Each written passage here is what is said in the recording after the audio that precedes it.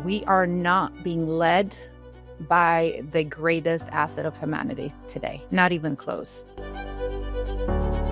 Our survival truly depends on that we get this right.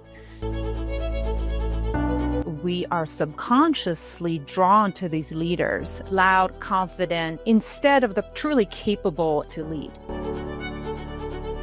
It's easier to go to something familiar, even though we know it's not good for us. We can do so much better than we're seeing today in the world. We need to balance the feminine and the masculine equally. You need to be bold and humble, decisive and inclusive. Hello, Maria. Welcome. What makes your blood boil when it comes to today's leadership? Wow, Bea, thank you for having me.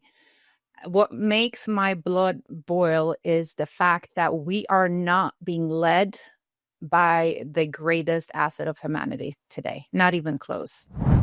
And that is sad because humanity has so much more to offer. We are falling short of our human potential, and it hurts. And I'm sure it hurts a lot of people right now. It certainly is hurting a lot of people. So I'm going to have to jump right in sort of the sensitive issue here, because we know that there's a massive onslaught and dismantling of what, has been called up until now the diversity, equity, and inclusion DEI. Is this another DEI conversation that we're having? No. This is so much, honestly, it's actually much bigger than that. If you think about it, this is not just about doing the right thing, which I think DEI was trying to do. Yeah, at this point in human history, our survival truly depends on that we get this right. And what I mean by that specifically is we need our diversity of thought more now than ever. And we are not meeting this moment in human history. And the consequences could not be larger. There's so much at stake. Yes, thank you. And sorry for interrupting you here. So you talk about in your book about the wisdom of leadership. So how could have the combined wisdom is what I'm hearing you say, of women, indigenous people, old people, young people, people of all colors, shapes, and sizes, how could this combined wisdom have been able to be classified as a diversity, equity, inclusion as if it was a bad thing? What happened? So what was your trigger event? Yeah, so my trigger event, and really the reason why I wrote The Leadership We Need, the book, is that I unfortunately had to experience this myself in my own family. I'd seen it playing out for years, even decades in corporate America, being a part of that leadership environment myself. It was a job, or it was kind of expected. There was no surprises, and working very much in sales, this was a part of what I signed up for. That's how I felt. But when I saw it play out with the dynamic of my own family, and just seeing this kind of need for status and coming out from greed, I just couldn't take it anymore, to be honest. It hit too close to home. And then also it was a second reason as well. And that was because at the time I'd actually experienced a very different type of leadership, having had that great opportunity to live and work and observe the indigenous population in a remote part in the Congo Basin rainforest in Cameroon, and just seeing how things could actually be so different. And why are we not bringing in some of this wisdom into our leadership across the globe? What is it that there is a discounting on these principles that, have been around for thousands of years? What is it about that? Exactly. You would think it would be common sense, right? To have a full representation of all of us would be what would make the most sense, because then you know that the wisdom that we have, all of us are smarter than any one of us. If we have different experiences, grew up at different places, we went to different schools or different thoughts of all kind of things, that we'll be stronger together and having that diversity, because we're living in such a complex world.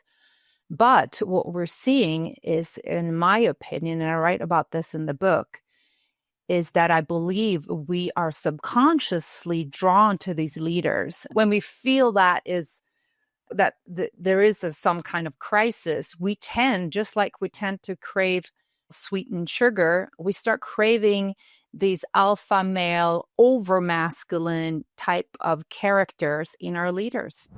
So you're saying that this is really a response to a very old, outdated behavior pattern. I don't want to quite say caveman, but certainly feels old and stagnant. What's the psychology behind this strong masculine, I know everything better than you do, I'm going to take charge? And this is not America specific. I want to be clear. This is not about talking about what's going on in America. This is in Russia. This is in China. This is all over the world. We are seeing a lot of the leaders that are being popular or rising are more on the side of this heavy, heavy masculinity. How do we manage this? It's like, why do they continue to rise? Is it our own insecurity, or is it a game? Is it a playbook? Well, I'm not a psychologist, so I can't speak to the full psychology of why it's happening. But what I do believe as a leadership consultant, what's happening is that we truly have a subconscious bias towards leadership, and we're not subconsciously voting for or elevating leaders that are truly capable and skilled to lead. I'll give you an example. You and I and a bunch of others are on a plane, and the captain of the plane faints. A vote is cast, and we vote for the person who stands up, says that he can fly a plane, he's loud, confident, and says, "Trust me," instead of the person who has a pilot license. That's pretty much where we're at.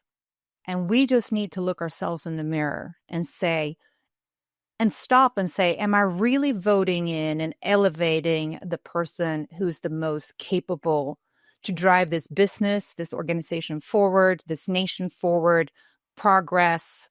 I think we just need to look at ourselves. These leaders, these type of people are always going to be out there, but we need to make sure that we do not have a culture and an environment that let them get to the top. I mean, we really need to look ourselves in the mirror, because we very much have accepted to be led by bullies. There are reasons why these leaders got to where they're at. And as much as it's easy to blame them, we should blame ourselves. So you're alluding to some patterns in society, and in your book, you talk about this as the learning planet type of thing. So why are we repeating these patterns if we know they don't work?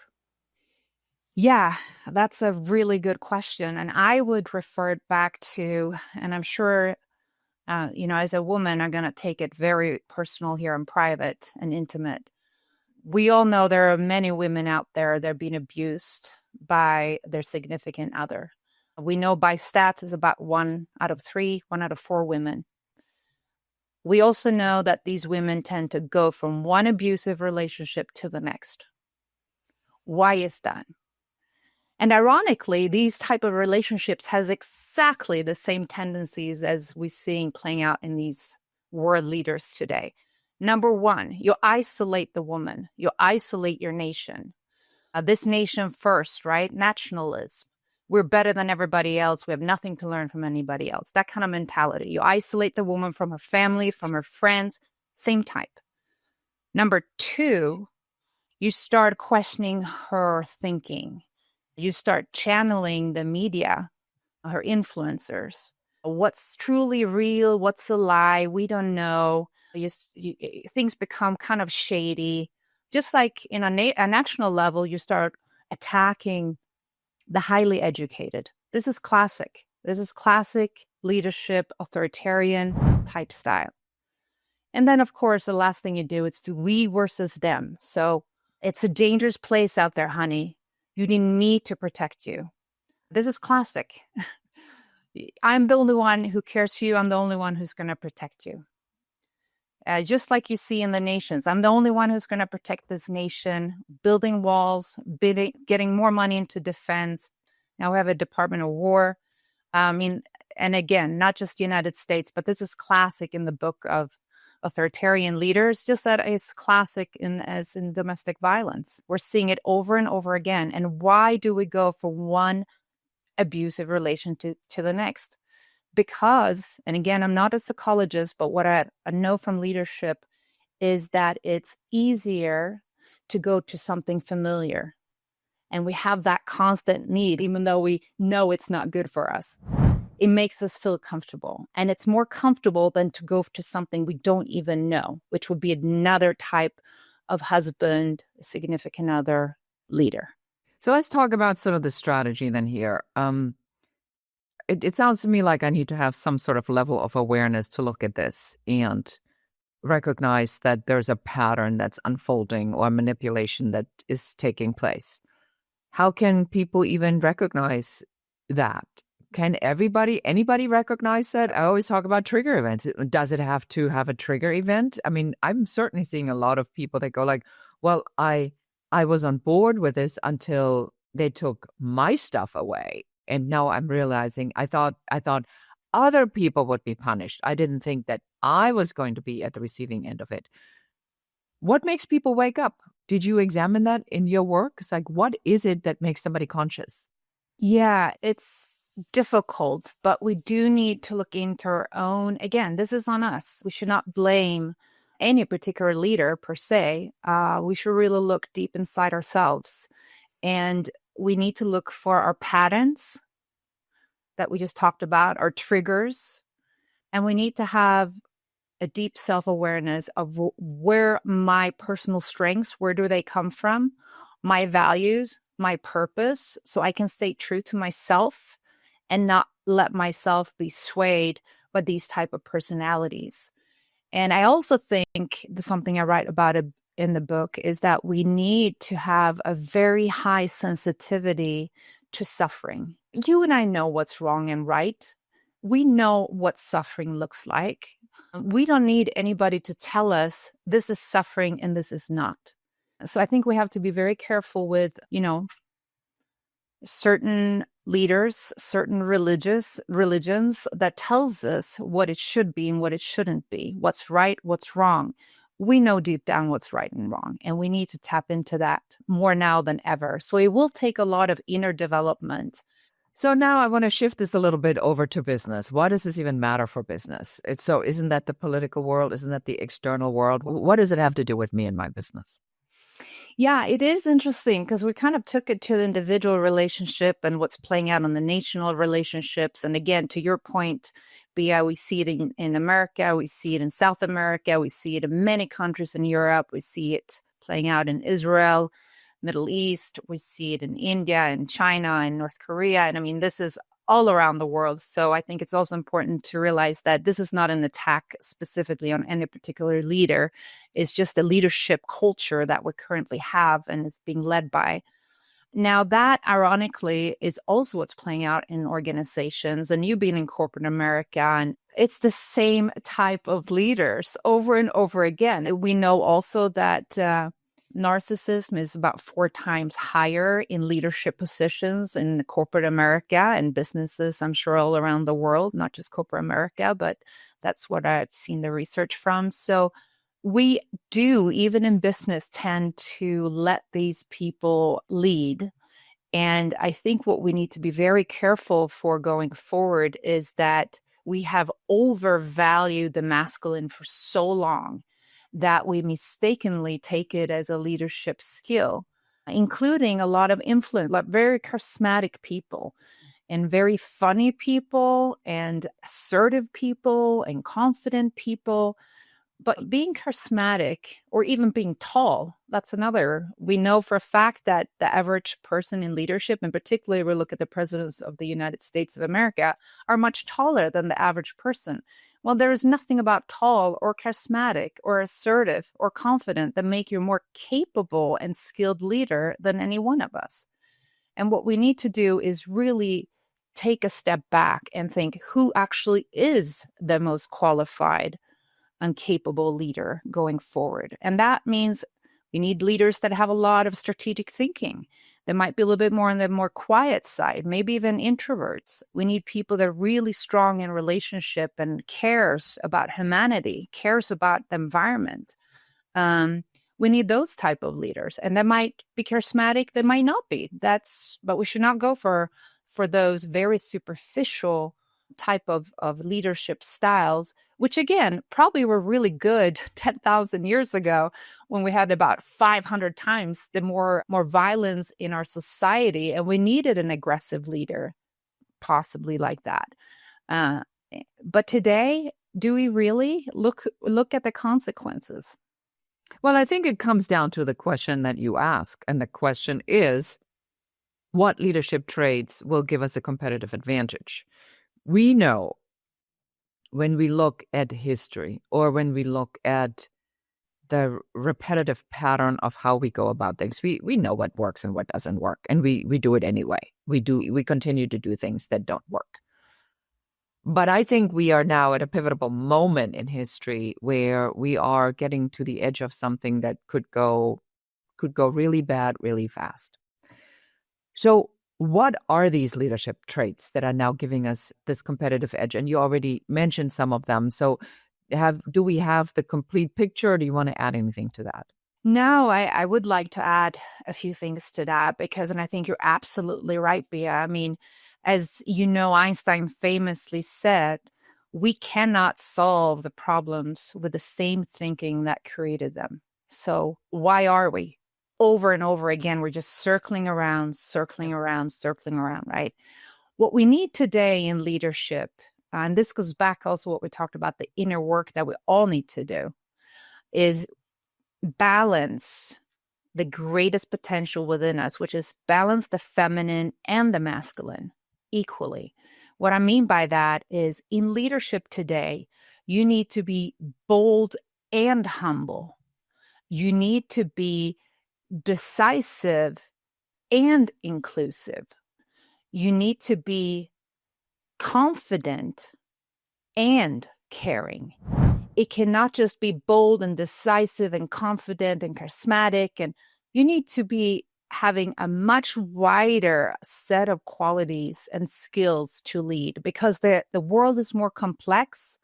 And the greatest thing that you can bring to leadership is the courage and the boldness, if you will, to reach out to the other side and meet people where they are and connect and build bridges. And that's going to need more than just the masculine. It's going to need that feminine of the connection, the inclusiveness, the caring, and being humble. And that's what we need more so today than any time in human history. And to your point, we are at a tipping point, if you will. We need to get this right, and we're running out of time. And the consequences are playing out in the Polish crisis, which I would say is a direct consequence of this type of leadership we had over the 10,000 years, the only leadership we truly know. I would also like to point out that we have this, we're thinking, of course, there are people out there and say, Maria, you're so naive. This is never going to work. There are always going to be wars. It's just human nature. Wait a second. How do we even know it's human nature if we never had human nature lead? We had a small subset of men only, and very, very aggressive men. They're not even the average male leading. And that's what we looked at humanity and saying we're always going to have wars, we're always going to be this way. I say absolutely not. We can do so much better than we're seeing today in the world, in relationships, in nations and in businesses than we are today. People can be feeling a sense of well-being and that our very survival is secured. We do not need to live in an environment where people and children starve. We do not need to live in an environment where we're being basically killing ourselves because of all the pollutants in the world, in the air, in the land, in the water. We don't need this. We can do so much better. But we need to get these things right. And the first step is to get that diversity of thought into leadership. I love that. So if we're now talking to founders of the future, which we are, what should they do? I think we all need to step into being founders and leaders. You know, we need to take charge of our current situation. We can no longer afford to be followers. That's one of the things. So I love founders because, I mean, these are the people that put themselves out there. And again, that also goes to say we absolutely need the masculine leadership traits. We need to be bold. We need to go out there, take risks, well calculated risks. We need to explore. We need to be adventurous. So I want to make it clear that this is not about women per se, and it's not about the feminine taking over in any shape or form. It's more about women and minorities and indigenous leading alongside the men, and the feminine being led by alongside the masculine. Just want to make that clear because I think it's out there to be misinterpreted. So as a founder, I would start with doing some of this inner work to make sure that I have a very stable foundation for what we're currently going through and for what's ahead, because it's not going to be easy. And for that, I would recommend starting with really honing down on what are your true strengths? What are the strengths that are unique to you? And are you utilizing and maximizing those strengths currently? I would also do, and Strengths Finder is a great assessment to explore yours. Secondly, I probably bring out like an assessment, maybe, and these are all very affordable, by the way, and you don't necessarily need to work with a coach or anything. The second thing would probably be to explore your values. What are your true core values that you need to stay true to feel like you have meaning in your life and you're living to that meaning? And then I would probably look into the purpose that you're creating in your own life. Is it the purpose that you were meant to have? Do you feel like you're aligning your work with that purpose? I do have something I call a Zynergy Q12 that I write about in the book. So that's probably where I would start. Because as you know, starting a business, you're going to be swayed this way and back and forth. And it's very important that you stay true to yourself first and foremost. Excellent. So Maria Brinck with us here today from Zynergy talking about conscious leadership. And if you want our audience to walk away with one thing, with one core message, what would it be? I think knowing yourself, self-awareness, and maybe a second message in there would be, because I made this mistake myself, never underestimate the people around you. Don't think that you're smarter than anybody else or you can work harder than anybody else, because in the end of the day, I had that mindset that I thought I always had to be the smartest, and I was the smartest, to realize not at all. I need to be surrounded by smart people, and that's really what's going to bring out the smart in me. When you challenge each other and you come in with that diversity of thought, it's amazing how much you will grow and get out of your own echo chamber, if you will, or echo chamber. That would be my recommendation to your audience. Yeah, I always say don't believe everything you think, because we Exactly. because we have these thoughts and then nobody challenges them. And what do you need to talk to other people for if they confirm what you already know?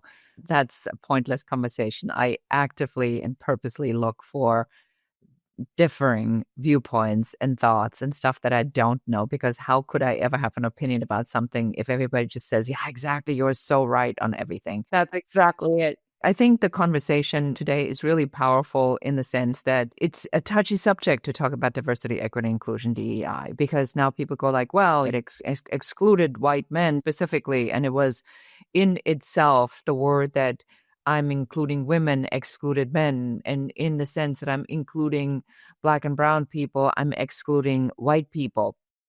So I want to reiterate that on this show and on anything I do, and I'm sure you do, this isn't about that. This is about, somebody said, a woman that works for Airbnb said, this is not about having an unfair advantage. This is about making sure you don't have an unfair disadvantage.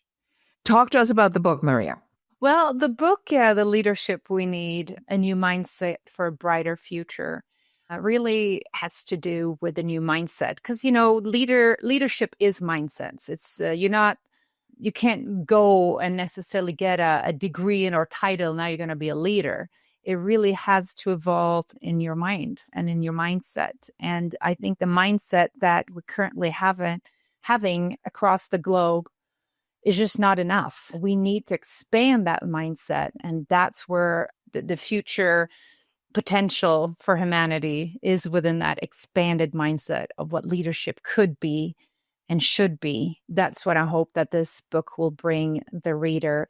And of course, it's also very practical. I have a 10-step micro roadmap on how to get there with very small steps. And then, of course, the connection with yourself and the inner feminine and masculine leadership qualities, and how can you expand on both and make sure that they are balanced and harmonious and lead from there, because that's where you will be the most effective, because in a way that is your greatest potential, where you can just show up the way you are and not have to try to be more masculine just to fit in. And I'm sure any woman listening to this podcast knows exactly what I'm talking about. Okay, wonderful, beautiful. Well, and that concludes our conversation today. Maria Brinck here again from Zynergy. And we talked today about leadership evolution, conscious capitalism, and why really all wisdom needs a seat at the table. The older I get, the more I see the pattern repeats itself over and over and over again. We're fighting for the same thing that I fought 40 years ago for. And something tells me this might, unless we change the pattern, continue. And then in 40 years, the women that come after us will have the exact same experiences. Why are we fighting for this again? Humanity does better if we move in the same direction, if we move forward. And sometimes we need to have uncomfortable conversations and confront our own ideas, opinions, and biases and ask ourselves, is this true? So Maria, I thank you very much for being on the show today. It's been an insightful conversation. Thank you for being here. Thank you so much for having me, Bia. I so appreciate this. And that is it for us for today. I hope you took away some valuable insights. Make sure you check out Maria and get the book. Learn about, conscious leadership, what type of leadership is required to lead the future of tomorrow. And if you find something valuable in this episode, please share it with one other person. Subscribe, like, leave a comment, and we see you again next time. And goodbye. That's it for this episode of the Business Growth Architect Show, Founders of the Future. If you're done playing small and ready to build the future on your terms, subscribe, share, and help us reach more trailblazers like you. And if you're serious about creating, growing, and scaling a business that's aligned with who you are, schedule your Uncovery session at uncoverysession.com. Lead with vision. Move with purpose. Create your future.